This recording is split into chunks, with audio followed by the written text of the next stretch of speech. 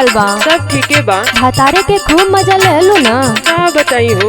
काहे हो, का भइल? जवन तू समझत हो ना वैसन कुछ ना है। मतलब तनी साफ साफ कहा। ला सुना।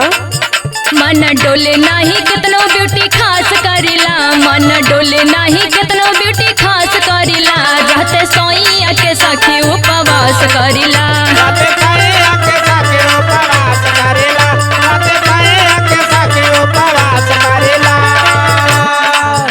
मन डोले नाही कितनो ब्यूटी खास करिले, मन डोले नाही कितनो ब्यूटी खास करिले, रहते सोइया के सखी उपवास करिले।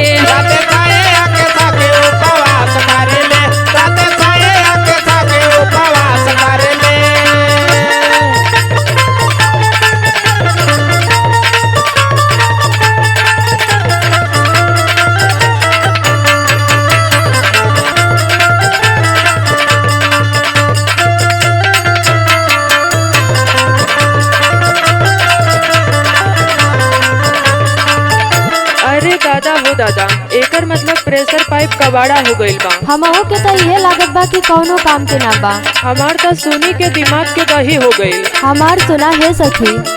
देहिया दबावते में आ जाले वो हाई,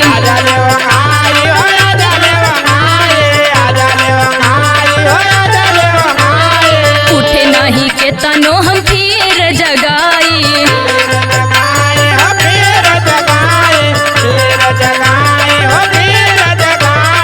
देहिया दबावते में आ जाले वो हाई, उठे नहीं के तनो हम फिर जगाई।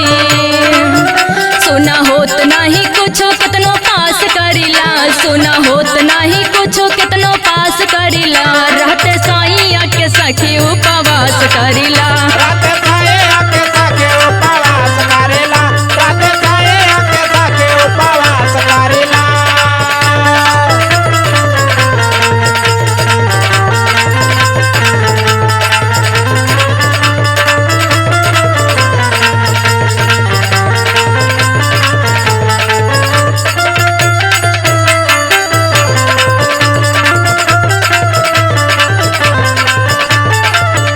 करवट फेर फेर के कसहू रात काटत रहनी ये सखी। ता हमार बात माना, तू चल जा फूलपुर दिलीप दिलदार के पास। लागत बा वो नहीं से दवा लेवे के पड़ी। हमार सुना। कइले बजोर हमर चढ़ली जवानी,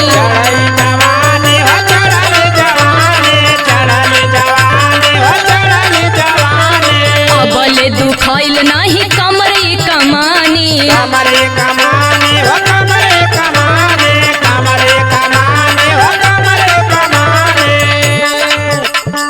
कइले बजोर हमर चढ़ली जवानी, अबले दुखाइल नहीं कमरे कमानी। अबे निदिया न सुना पूरी रात मरिला, अबे निदिया न सुना पूरी रात मरिला, रहते सोइया के सखी उपवास करिला।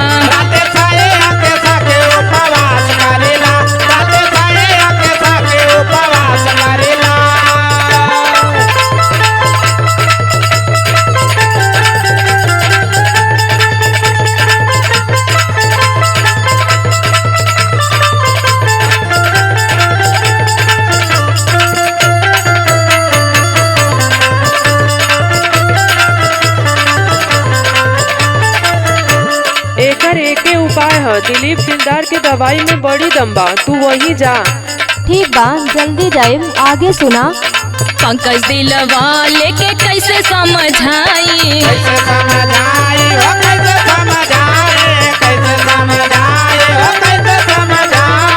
दिल के पियसिया हो कोई से बुझाई।